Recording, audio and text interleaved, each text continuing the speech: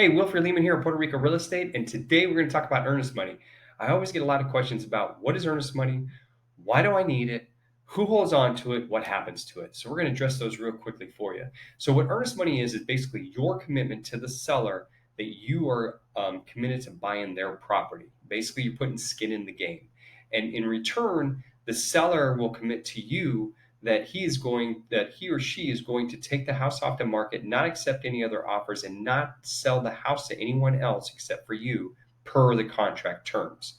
In Puerto Rico, the earnest money is usually between 3 and 5% of the purchase price. So if it's a $300,000 house, you're looking at anywhere between 9 to 15,000 in earnest money. And typically, the listing agent and the seller kind of dictate what they want up front. What happens then is that when you make that deposit, it'll go into usually the listing agent's escrow account that has been approved by DACO, which is the local consumer protection agency, and it sits in there. Now, if you don't have a real estate agent, I highly recommend that you hire a real estate attorney that has experience in this type and has an escrow account that will allow you to put that money into that escrow account.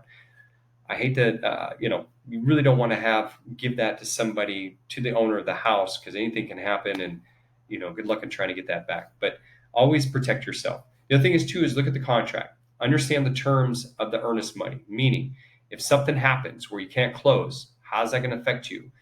What penalties are you going to have? Make sure you understand that.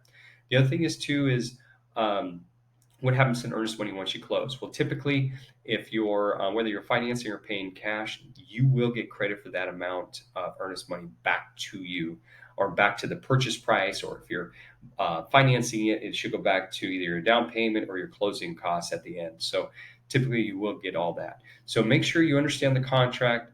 Make sure your money is protected. If you don't have another agent involved, make sure you get an attorney where you can deposit that money in the escrow account. If you have any more questions regarding this, or you're in a situation where you don't understand, feel free to either email us, text us, WhatsApp us. But again, we always encourage you to call us, because having a conversation is a little bit easier than doing things by email. But feel free to contact us any way that's convenient for you. Again, thank you for your time, and we'll see you next time